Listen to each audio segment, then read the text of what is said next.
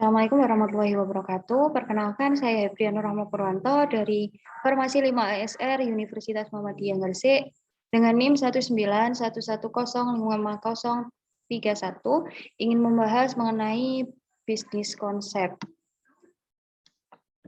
Ini adapun bisnis yang ingin saya bahas adalah bisnis souvenir dan oleh-oleh, yaitu merupakan salah satu jenis usaha yang dilakukan di bidang kerajinan atau sesuatu yang khas dari suatu daerah.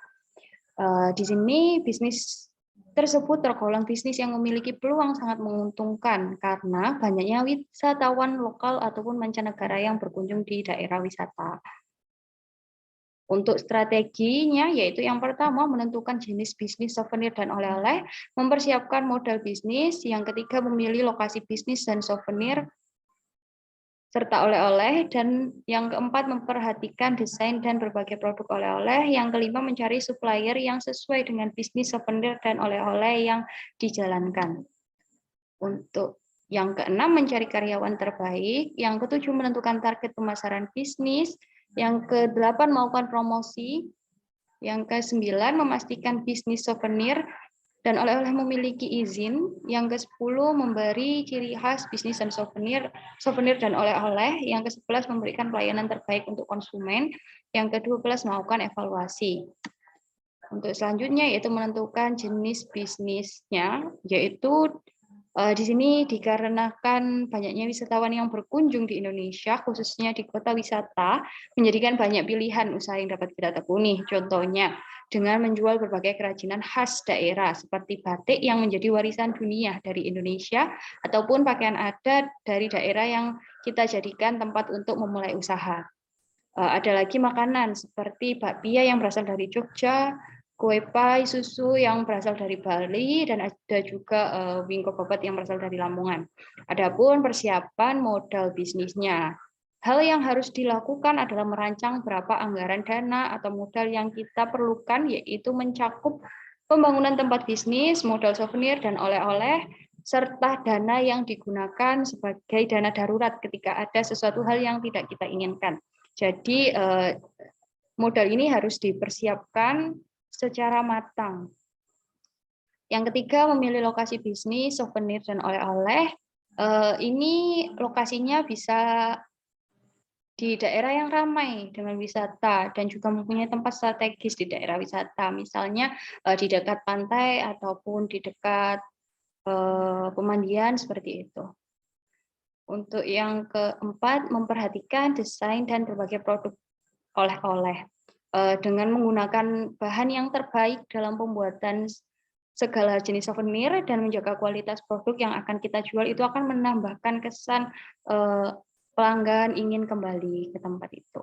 Untuk yang kelima, mencari supplier yang sesuai dengan bisnis souvenir dan oleh-oleh yang dijalankan. Ini dilakukan dengan cara survei dari berbagai banyaknya supplier yang bisa dijadikan supplier tetap dengan harga dan kualitas yang mumpuni untuk seterusnya. Yang keenam yaitu mencari karyawan terbaik. Di sini karyawan itu merupakan pokok dari sebuah bisnis.